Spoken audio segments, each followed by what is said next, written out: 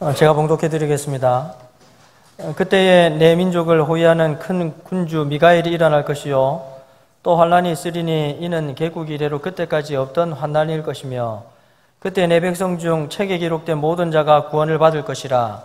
땅의 티끌 가운데에서 자는 자 중에서 많은 사람이 깨어나 영생을 받는 자도 있겠고 수치를 당하여서 영원히 부끄러움을 당할 자도 있을 것이며 지혜 있는 자는 궁창의 빛과 같이 빛날 것이요 많은 사람을 옳은 대로 돌아오게 한 자는 별과 같이 영원토록 빛나리라.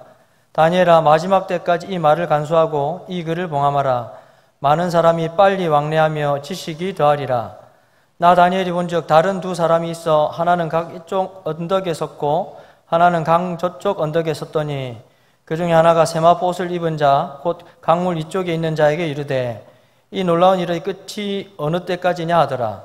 내가 들은즉 그 세마포 옷을 입고 강물 위쪽에 있는 자가 자기의 좌우 손을 들어 하늘을 향하여 영원히 살아계시는 이를 가리켜 맹세하여 이르되 반드시 한때 두때 반때를 지나서 성도의 권세가 다 깨지기까지이니 그렇게 되면 이 모든 일이 다 끝나리라 하더라. 내가 듣고도 깨닫지 못한지라. 내가 이르되 내 주여 이 모든 일의 결국이 어떠하겠나이까 하니 그가 이르되 다니엘아 갈지어다 이 말은 마지막 때까지 간수하고 봉함할 것임이니라. 많은 사람이 연단을 받아 스스로 정결하게 하며 희게 할 것이나 악한 사람은 악을 행하리니 악한 자는 아무것도 깨닫지 못하되 오직 지혜 있는 자는 깨달으리라. 매일 드리는 제사를 폐하며 멸망하게 할 가증한 것을 세울 때부터 1290일을 지낼 것이요 기다려서 1335일까지 이르는 그 사람은 복이 있으리라. 너는 가서 마지막을 기다리라. 이는 내가 평안히 쉬다가 끝날에는 내 몫을 누릴 것임이라. 아멘. 할렐루야. 기원전 6세기 바벨론 포로로 잡혀간 다니엘은 하나님의 은혜로 고위 정치인이 되었지만 권력을 따른 것이 아니라 하나님의 뜻을 따랐습니다. 하나님께서는 이런 다니엘을 통해 인류의 역사와 종말에 관한 놀라운 예언의 메시지를 주셨습니다. 다니엘서는 아수르, 바벨론, 페르시아, 헬라, 로마 제국으로 이어지는 세계 제국의 흐름과 유다 민족이 겪게 될 고난과 핍박, 그리고 인류의 마지막 종말의 순간에 대하여 구체적으로 예언하고 있습니다. 특히 7장부터 11장까지의 예언은 수백 년 뒤에 알렉산더 대왕의 죽음과 헬라 제국의 분열, 그리고 악명 높은 박해자였던 안티오쿠스 에피파네스의 극심한 핍박에 이르기까지 유다 백성의 고난의 역사에 대하여 구체적으로 예언하고 있습니다. 이 모든 역사에 대한 성경의 기록은 하나님이 역사의 주관자가 되신다는 사실을 분명하게 드러내시며 또한 고난 속에서도 하나님의 백성을 지키시는 하나님은 참으로 자비하신 하나님이시라는 사실을 우리에게 증거하고 있는 것입니다. 이제 다니엘서 마지막 장인 12장은 하나님의 백성인 우리가 종말을 어떻게 준비해야 하는지에 대해서 매우 구체적으로 말씀하고 있습니다. 1절에는 종말의 순간에 있게 되는 정말 전무후무한 고난, 전쟁에 대한 내용을 말씀하시고, 그러나 하나님이 보내신 선사장 미가엘이 그 전쟁에 개입해서 책에 기록된 자, 다시 말하면 하나님께서 구원하기를 원하시는 영생을 얻기로 작정되어 생명책에 그 이름이 기록된 자들의 구원이 확실하게 이루어질 것임을 약속하시는 그런 내용이 1절에 먼저 기록되어 있습니다. 하지만 이 승리가 오기 전에 성도들은 정말 자신의 힘이 다 소진되는 절망의 고난을 먼저 겪게 되는데요. 7절에 보면 반드시 한때, 두때, 반때를 지나서 성도의 권세가 다 깨지기까지 할 것이다 라고 말씀합니다. 여기 한때, 두때, 반때라는 것은 그것은 3년 6개월을 말하는 성경의 일반적인 문학적 표현입니다. 이 3년 6개월은 종말의 때에 닥칠 고난을 의미하는 표현이고, 또한 이것은 요한계시록에서도 등장하고 있습니다. 3년 반이라고 해서 꼭 그 3년 반을 의미하는 것이 아니라, 이 3년 반은 완전 숫자인 7의 절반에 해당하는 것으로서 이것은 완전한 기간이 아니라 반드시 끝이 있는 기간이다. 그래서 우리에게 고난이 찾아오지만 그 고난은 언젠가는 끝이 나는 그런 고난이다 라는 사실을 보여주는 그런 상징적인 의미로서 3년 6개월을 성경이 우리에게 말씀하고 있는 것입니다. 이 고난의 기간 동안 성도들은 참 말할 수 없는 고난을 겪게 되는데, 나중에는 자신의 힘으로 더 이상 버틸 수 없는, 그래서 성도의 권세가 다 깨져 버리는 그런 안타까운 절망을 경험하게 되는데요, 바로 그 순간에 하나님의 구원이 임하시게 된다라고 다니엘서 12장을 통해 우리에게 설명하고 있습니다. 그러면서 2절에 보면 땅의 티끌 가운데서 자는 자 중에 많은 사람이 깨어나. 여러분, 이건 부활을 말하는 거죠. 구약 성경에도 이렇게 다니엘서의 구체적인 부활에 대한, 육신의 부활에 대한 내용이 언급되고 있습니다.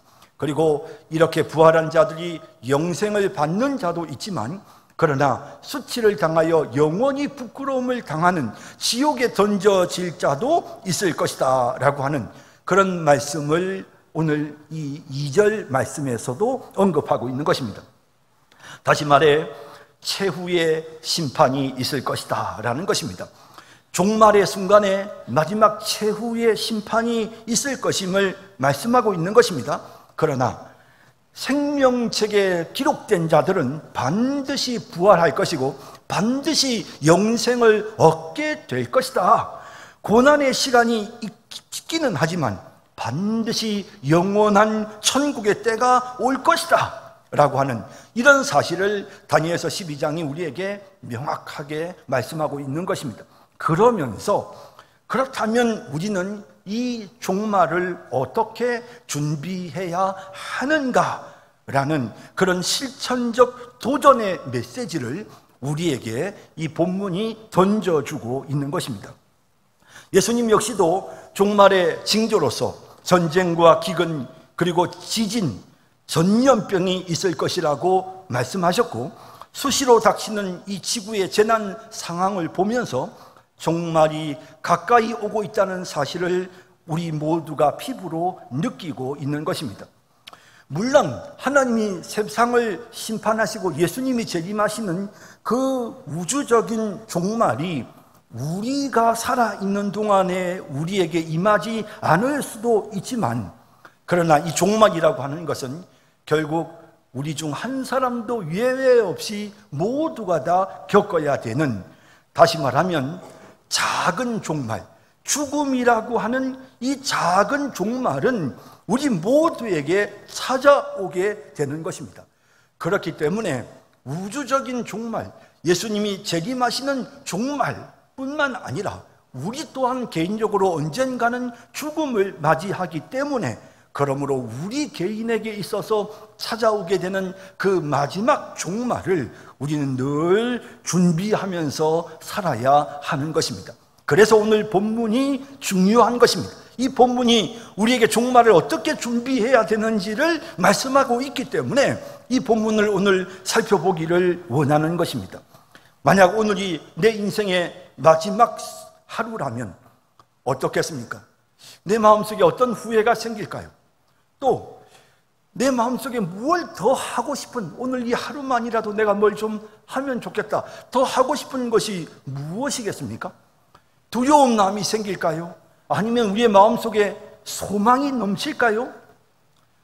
자, 이제 본문을 살펴보면서 반드시 우리에게 찾아오는 그 종말의 날을 어떻게 준비해야 할는지 생각해 보겠습니다.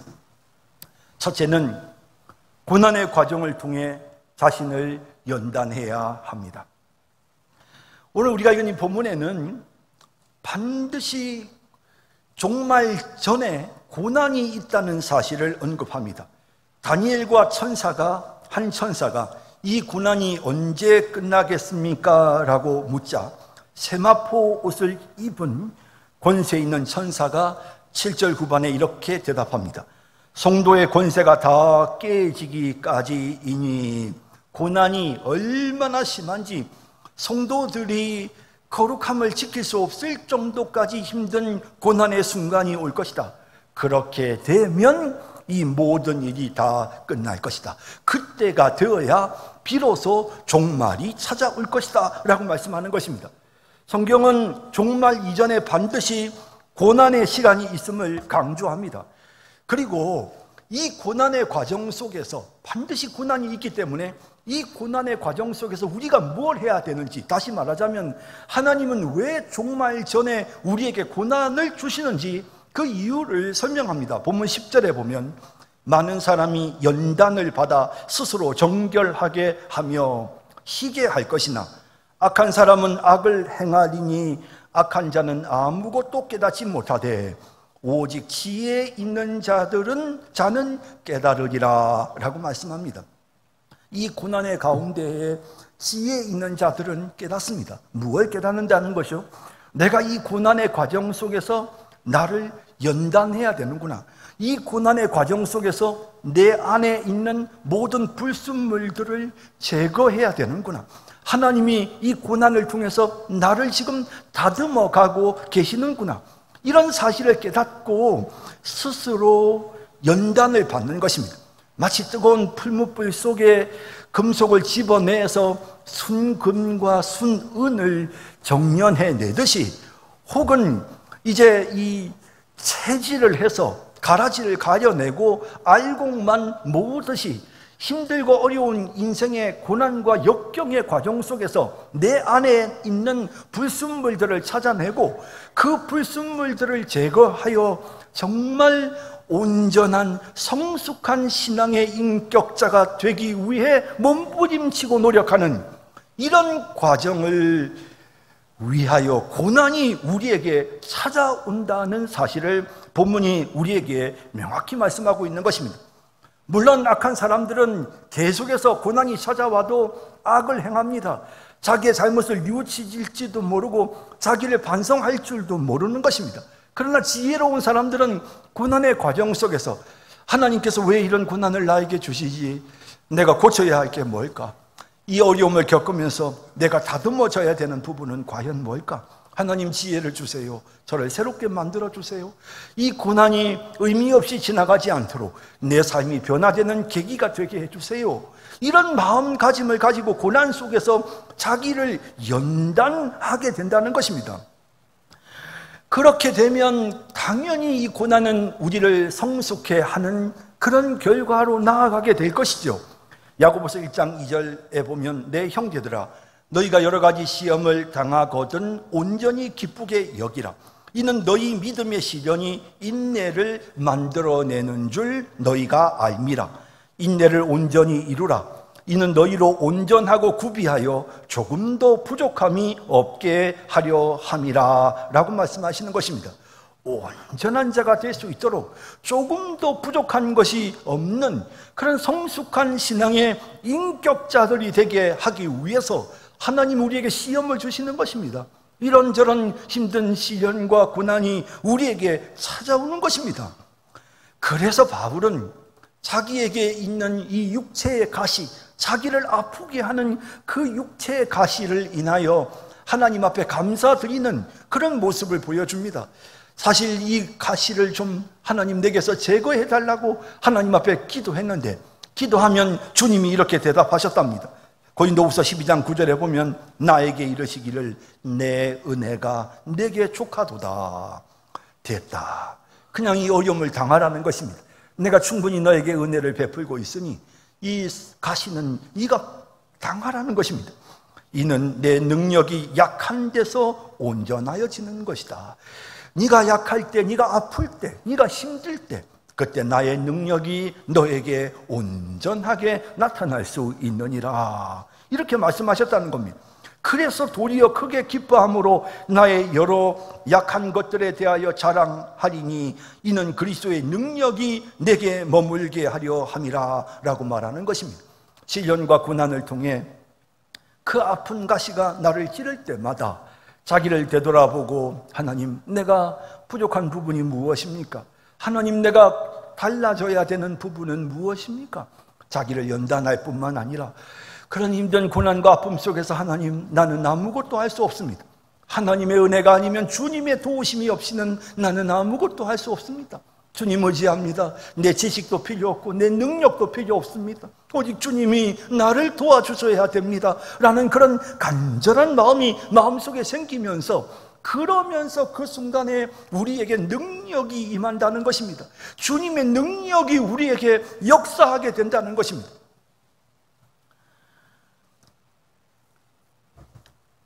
또한 우리가 그렇게 주님 앞에 우리의 연약함을 깨닫고 주님을 의지할 때 우리 자신에게서 불순물을 제거하고 우리를 온전하게 만드는 것은 우리의 의지적 결단이 아니라 전적인 하나님의 은혜, 하나님의 도우심으로 되는 것입니다. 그래서 베드로전서 5장 10절에 이렇게 말씀합니다. 모든 은혜의 하나님 곧 그리스도 안에서 너희를 부르사 자기의 영원한 영광에 들어가게 하시니가 잠깐 고난을 당한 너희를 친히 온전하게 하시며 굳건하게 하시며 강하게 하시며 털을 견고하게 하시리라 하시는 것입니다. 고난을 당하는, 힘들고 아픈 고난을 당하는 우리를 친히 우리 주님이 온전하게 만들어 주시는 것입니다. 이런 모습, 이런 변화가 우리에게 나타나도록 하기 위해 고난을 주시는 것입니다. 도산 안창호 선생은 한국의 대표적인 독립운동가이면서도 평생을 신실한 그리스도인으로 살았던 인물입니다. 조국의 독립을 꿈꾸며 많은 어려움을 겪습니다.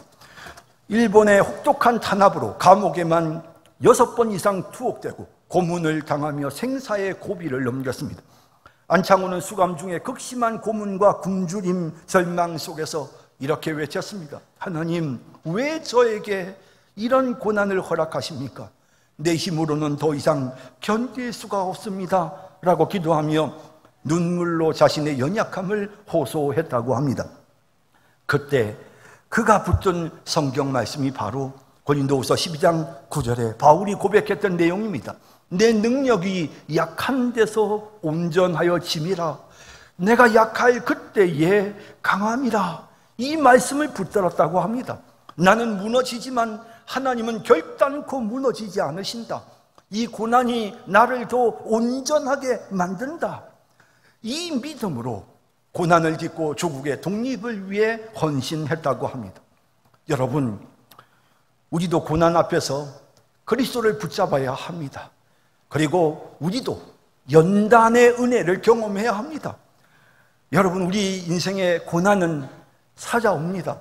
꼭 마지막 순간 예수님 재림 직전에만 고난이 있는 것이 아니고 우리 인생의 전 여정, 그래서 우리가 살아가는 우리 인생의 여정 속에 종말 전에, 죽음 전에 우리에게 끊임없는 고난이 찾아옵니다. 이런 고난 속에서 우리 자신의 불순물들을 다 제거하고 우리의 부족을 깨닫고 전적으로 주님을 바라보는, 그리하여 온전히 연단이 되어지고 주님의 능력과 도우심을 체험하여 온전하게 되는 그런 우리 성산교회 모든 성도들이 다 되시기를 진심으로 바랍니다. 종말을 어떻게 준비해야 합니까? 둘째는 계시의 말씀을 깨달아야 합니다. 본문 4절에 아주 흥미로운 내용이 나옵니다. 다니엘아, 마지막 때까지 이 말을 간수하고 이 글을 봉함하라. 많은 사람이 빨리 왕래하며 지식이 더하리라 라고 말씀하고 있습니다. 본문에서 말씀을 간수하고 봉함한다는 것은 계시의 온전한 의미가 때가 이르러야 비로소 완전하게 드러난다는 의미입니다. 그러니까 당시에는 이게 무슨 뜻인지 사람들이 알지 못했습니다. 하지만 때가 이르면, 하나님이 정하신 때가 이르면 그 계시의 의미가 온전히 사람들에게 알려질 때가 온다는 것입니다. 그러면서 그때까지 이 말씀을 꾸준히 읽고 연구해야 된다는 것이 바로 이 말을 간수하고 이 말을 봉함하라고 하는 말의 의미입니다. 또 흥미로운 내용이 나오죠. 그 다음에 보면 많은 사람이 빨리 왕래하며 지식이 더하리라 라는 내용이 나옵니다.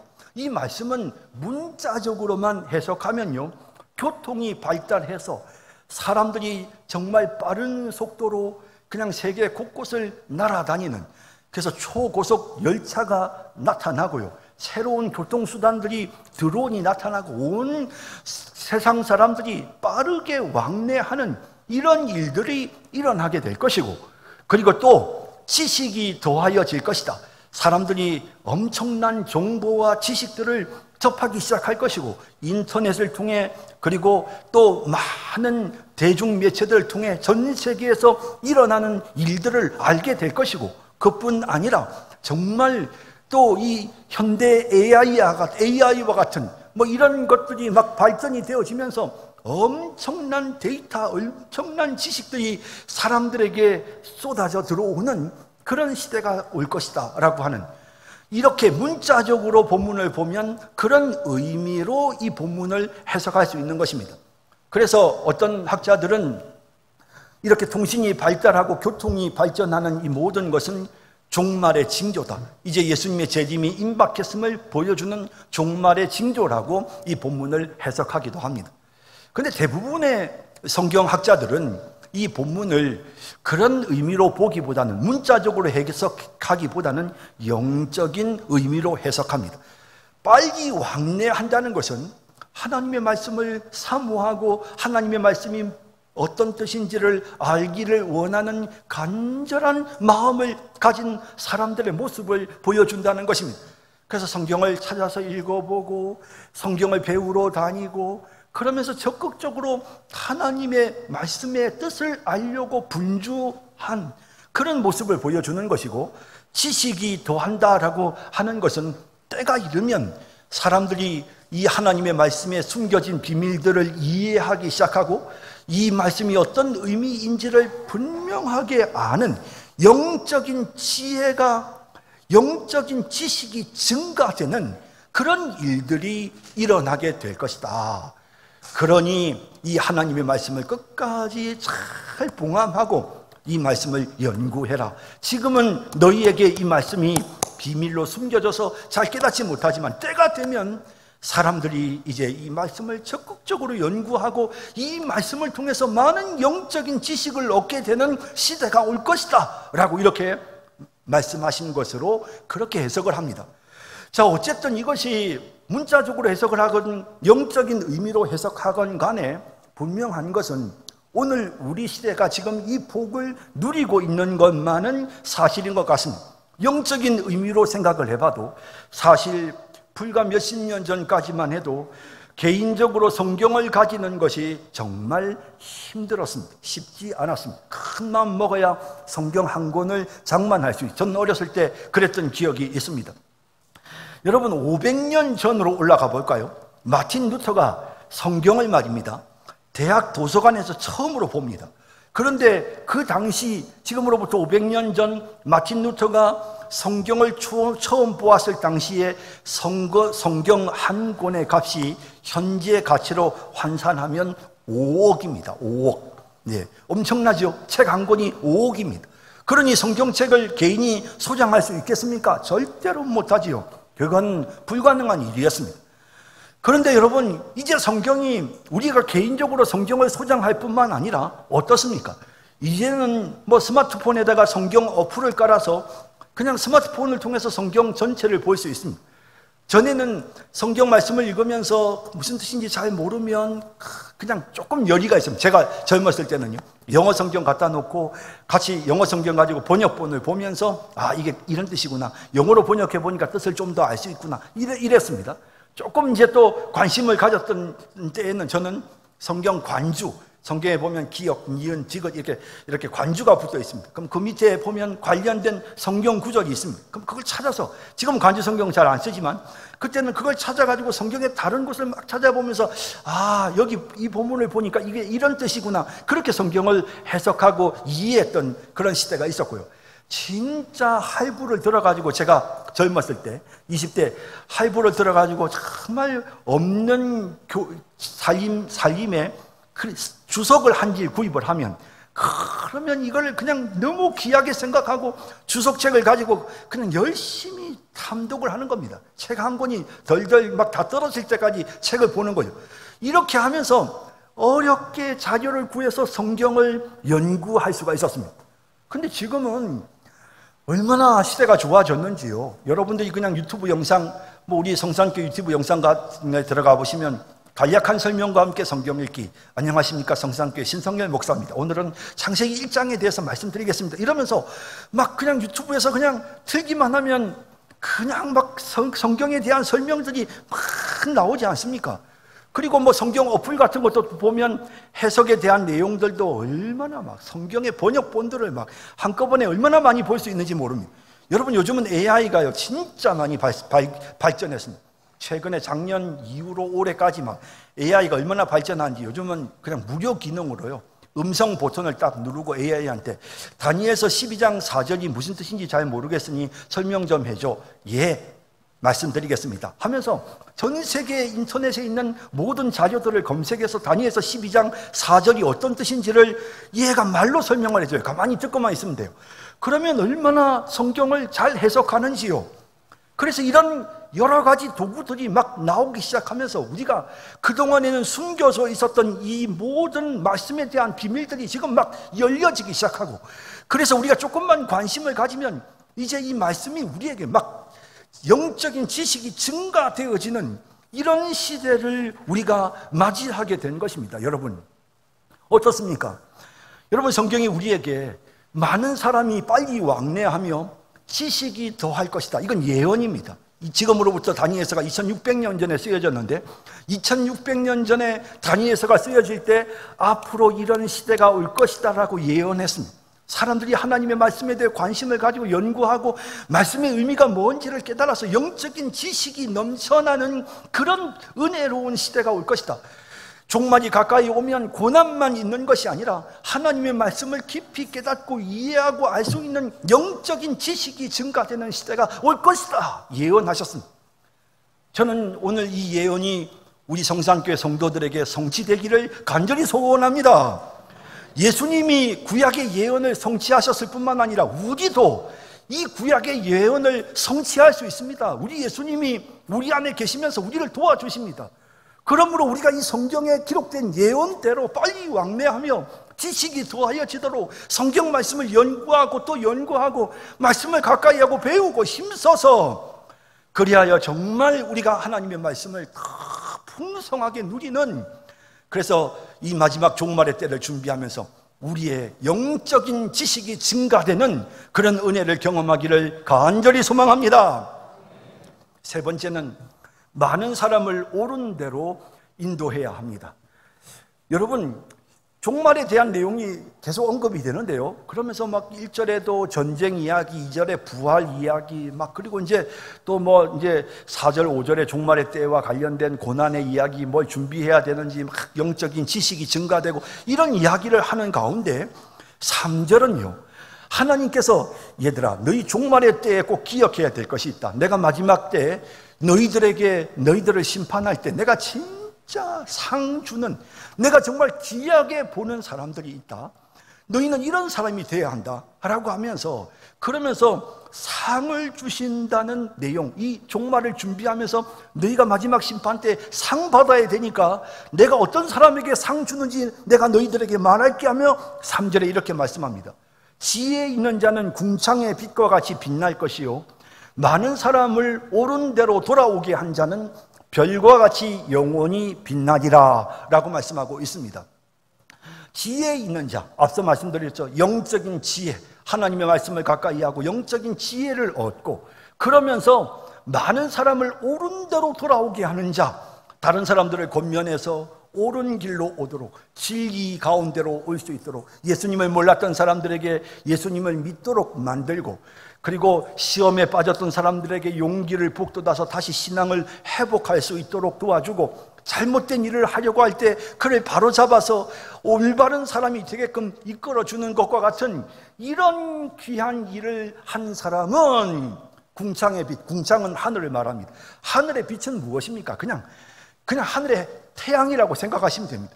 밤에 별은, 밤에 보이는 별빛, 낮에는 하늘의 햇볕이, 밤에 별빛이 찬란하게 빛나지 않습니까? 그것은 아무리 없애려고 노력해도 햇빛을 어떻게 없애며 별빛을 어떻게 없앨 수 있습니까?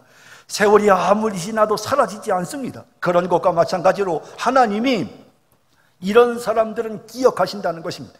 이런 사람들은 영광을 얻게 될 것이고, 내가 이런 사람들에게 내가 상을 줄 것이고 영원히 빛나게 만들 것이다.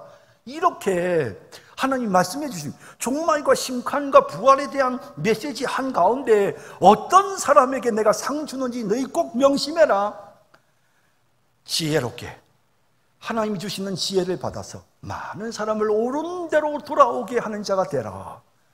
그러면 그는 영원히 빛날 것이다. 내가 그를 기억할 것이다 라고 말씀해 주고 있는 것입니다. 여러분, 저는 하나님의 말씀을 전하는 이 목사라는 직분이 진짜 하나님께서 많은 사람을 옳은 대로 인도하도록 세우신 귀한 직분이라고 생각합니다. 그래서 요한계시록 2장에 보면 소아시아의 7 교회의 말씀을 전하는 사역자들을 별이라고 했고, 그리고 주님이 오른손으로 그 별들을 붙잡고 계신다라는 말씀이 나오고 있는 것입니다. 그래서 정말 하나님의 진리의 말씀을 선포하고 복음을 전하고 또 예수 믿는 하나님의 백성들이 더 온전히 하나님 앞에 성숙한 삶을 살아갈 수 있도록 그들을 옳은 대로 인도하는 이런 역할을 하는 하나님이 세우신 목자들은, 그들은 정말 하늘의 별처럼 빛나는 그런 영광스러운 직분이라 할 것입니다. 최근에 우리 교단의 선교사님들 우리 교회 많이 오셔가지고 말씀도 전해주시고, 또 저는 또 개인적으로 같이 식사도 하면서 교제도 해보면서 느끼는 게, 정말 이 선교사님들은 자녀도 하나님께 맡기고 본인의 노후도 건강도 안전도 재산도 미래도 다 하나님께 맡겼습니다. 그분들의 안중에는 이런 게 없습니다. 내 미래가 어떻게 될 건지 이런 건 없습니다. 그저 한 영혼을 건지는 그 일, 또 그 일조차도 제대로 되지 않아서 나라에서 추방당하고 감시를 받으면서도, 그러면서도 몸부림치며 한 영혼이라도 구원하려고 애쓰는 그런 귀한 선교사들, 이런 분들이야말로 많은 사람을 옳은 대로 돌아오게 하는 역할을 수행하는 것이죠. 이런 사람들은 하늘의 별과 같이 영원토록 빛날 것입니다. 뿐만 아니라 이런 분들을 돕는 사람, 성경에 보면 선지자의 이름으로 선지자를 대접하면 선지자의 상을 받을 것이다. 이게 무슨 말입니까? 이 말은 선지자이기 때문에, 하나님의 말씀을 전해서 많은 사람을 옳은 대로 돌아오게 하는 자이기 때문에, 그래서 그분을 대접하고 그분을 섬기면, 그러면 하나님 많은 사람을 옳은 대로 돌아오게 하는 자가 받게 되는 그 영광스러운 삶, 그 상, 하늘의 상, 별과 같이 빛나는 그 상을 너희도 받게 될 것이다.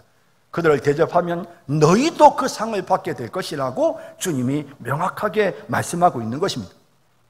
여러분, 뿐만 아니라 교회에서 진짜 주일학교 아이들을 가르치는 이 귀한 사역, 아이들에게 하나님의 말씀을 가르치는 일은 얼마나 귀하고 중요한 일입니까? 이 귀한 일, 물론 제가 다른 사역은 중요하지 않다는 것은 아닙니다. 그러나 특히 아이들에게 진리를 가르치고 그 아이들이 옳은 길로 갈 수 있도록 가르치는 이 교사의 사명은 너무나도 귀하고 아름다운 일입니다.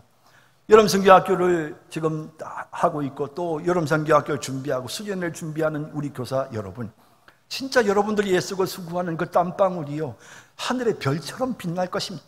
정말 하나님이 높은 가치를 인정해 주시는 그런 참으로 귀하고 아름다운 사역입니다. 저는 오늘 여기 계신 분들 중에 아직 미래의 진로를 결정하지 못한 젊은이들이 있다고 한다면, 저는 진심으로 여러분들을 초대하고 싶습니다. 여러분, 하늘의 낮의 해처럼 빛나고 밤의 별처럼 영원히 빛날 수 있는 일이 있습니다. 많은 사람을 옳은 대로 돌아오게 하는 목회자의 길, 선교사의 길. 비록 그 길이 힘들고 어렵지만 가장 영광스러운 일입니다. 어차피 한 번 살다 죽는 인생은 고달프고 힘들기 마련입니다. 무슨 일을 해도 고달프고 힘들기 마련입니다. 하지만 이왕이면 많은 사람을 옳은 대로 인도해서 하늘의 해처럼, 밤하늘의 별처럼 빛나면 좋지 않겠습니까, 여러분? 진심으로 우리 젊은이들에게 초대합니다. 한번 깊이 한번 여러분들의 미래에 대해 고민하고 또 생각해 보시기를 바랍니다. 뿐만 아니라 여러분, 우리가 살아가는 동안 부모로서 우리 자식을 바른 길로 인도하고, 우리 이웃을 바른 길로 인도하고, 회사 동료들이 잘못된 길로 가려고 할 때 그를 붙잡아주고, 이렇게 우리가 사람들을 바른 길로 이끌려고 애를 쓰고 그들에게 복음 전하는 이 모든 일들은 참으로 귀한 일입니다. 여러분들이 직업적으로 목사나 선교사가 되지 않더라도 날마다의 삶 속에서 이런 일들을 하실 수 있기를 바랍니다. 여러분, 또 한 가지 우리가 명심해야 될 것이 있습니다.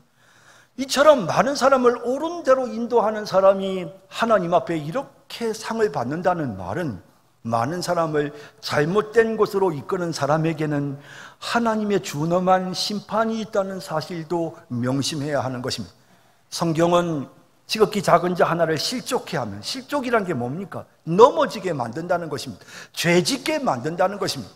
사람을 미워하게 만들고, 오해하게 만들고, 비판하게 만들고, 다른 사람들을 피해를 입히고, 내 욕심을 위해 다른 사람들에게 피해를 입히고, 다른 사람들에게 고통을 주는, 이와 같이 하여 다른 사람을 실족케 하는 자들은 차라리 연자맷돌을 목에 달고 바다에 던져버리는 것이 더 낫다고 성경이 말씀하고 있는 것입니다. 혹시 오늘 내가 하는 말이, 혹시 내가 하는 나의 행동이 다른 사람들을 실족케 하는 것은 아닌가? 나는 정말 내 영향력을 통해서 다른 사람을 지금 옳은 길로 인도하고 있는가? 정말 다른 사람들을 정말 도와주는, 사람을 세우는 역할을 하는가? 우리 자신을 되돌아봐야 합니다. 마지막 종말의 순간에 그렇게 많은 사람을 옳은 길로 인도하고 사람을 세우는 일에 최선을 다해서 하늘의 해와 같이, 밤의 별과 같이 빛나는 우리 성도님들 다 되시기를 진심으로 바랍니다. 마지막 네 번째로, 끝까지 인내해야 된다는 사실입니다. 여러분, 이 고난의 과정에 대해서 말씀하시면서 본문 11절 12절에 보면, 매일 드리는 제사를 폐하며 멸망하게 할 가증한 것을 세울 때부터 1290일을 지낼 것이요. 여러분, 고난이 시작된 때부터 시작해서 1290일을 지낼 것이요 라고 되어 있습니다. 자, 그런데 앞서 제가 고난의 기간이 얼마라고 했습니까? 3년 6개월이라고 했습니다. 3년 6개월은 얼마입니까? 1260일입니다. 그런데 여기 보니까 1260일보다도 30일 더 붙여졌습니다. 하나님은 1260일이라고 말씀하셨는데 60일이 지나고 한 30일 정도의 고난이 더 덧붙여졌습니다. 그것도 참는 것입니다. 하나님이 말씀하신 3년 6개월이 지나고 한 달이 지났는데도 고난이 끝나지 않네요. 기다리는 것입니다. 자, 그리고 나서 보십시오. 12절에 보면, 기다려서 1335일까지 이르는 그 사람은 복이 있으리라. 여기 1335일은요 3년 6개월에서 정확히 2달 반이 플러스 되는 것입니다. 앞서 한 달 더 플러스 됐는데 거기에다 또 한 달 보름이 더 플러스 됐습니다. 그래서 이 날짜는 정확하게 3년 반하고 2달 반이 더 붙여졌습니다. 자, 그러면 이 본문이 우리에게 말씀하시는 것은 무엇입니까? 이것은 예상된 고난보다 더 길어질 수 있다는 것입니다. 우리가 당하는 고난이 내가 예상했던 것보다, 하나님이 정하신 것보다도 더 길어질 수도 있다는 겁니다. 그럴지라도 나는 이 고난을 참고 인내하겠습니다. 그럴지라도 나는 기다리겠습니다. 예상보다 조금 더 길어져도 저는 기다릴 겁니다. 참고 인내할 것입니다. 이런 사람에게 복이 있다라고 말씀하고 있는 것입니다. 무슨 뜻인지 이해가 되시죠?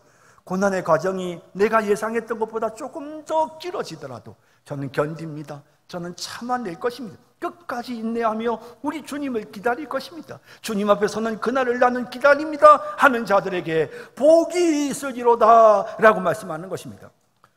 그러면서 다니엘을 향해 마지막 13절에 보면 너는 가서 마지막을 기다리라. 이는 내가 평안히 쉬다가 끝날에는 내 몫을 누릴 것입니다. 다니엘에게도 마찬가지입니다. 마지막을 기다려라. 그러면 너는 평안히 쉬게 될 것이고 너에게 준비된 상급을 받게 될 것이다 라고 이렇게 말씀하고 있는 것입니다. 사랑하는 성도 여러분, 고난의 과정이 길 수 있습니다. 그럴지라도 우리는 참고 인내해야 합니다. 이것이 종말을 준비하는 우리의 자세입니다. 주님 오시는 그날까지 내가 마지막 순간 정말 이 땅에서 눈 감아 주님 앞에 눈 뜨는 그 순간, 주님을 만나는 그 마지막 순간까지 우리에게 찾아오는 고난의 과정에서 우리가 해야 될 일은 참고 인내하는 것입니다. 그러면서 주님 바라보는 것입니다. 우리 주님 도와주세요. 그러면서 주님 의지하는 것입니다. 이것이 바로 종말을 준비하는 자세다. 고난이 너무 길어서요. 제가 예상했던 것보다 좀 더 길어져요. 그래도 참고 기다릴게요. 저 주님 의지합니다. 그런 마음으로 고난을 참고 인내하고 기다리는 자는 복이 있다. 이것이 종말을 준비하는 자세라는 것입니다. 사랑하는 성도 여러분, 이제 말씀을 맺겠습니다. 종말 직전에 고난이 있습니다. 우리 인생 죽음 직전에 계속 고난이 있습니다. 왜 고난이 있습니까? 우리 자신의 부족한 부분들을 제거하고 주님만 더 의지하라고 주시는 고난입니다. 우리는 종말 전에 오늘 이 시대에 하나님께서 빨리 왕대하며 우리의 영적인 지식이 더해지는 축복의 시대를 살게 하셨습니다. 이제 성경의 비밀들이 우리 앞에 열려졌습니다. 이제 우리 성경을 열심히 연구하십시다. 성경이 무슨 뜻인지 열심히 공부해서 영적인 지식을 채우고 그 지식으로 많은 사람을 옳은 대로 인도하는 자들이 되어 마지막 순간 주님 앞에 하늘의 해와 같이 밤의 별처럼 빛나는 우리 모든 성산교회 성도님들 다 되시기를 주님의 이름으로 축복합니다. 자비하신 하나님, 오늘 말씀을 우리의 마음속에 새기고 종말을 준비하는 저희들이 되게 하여 주옵소서. 예수님의 이름으로 기도드립니다. 아멘.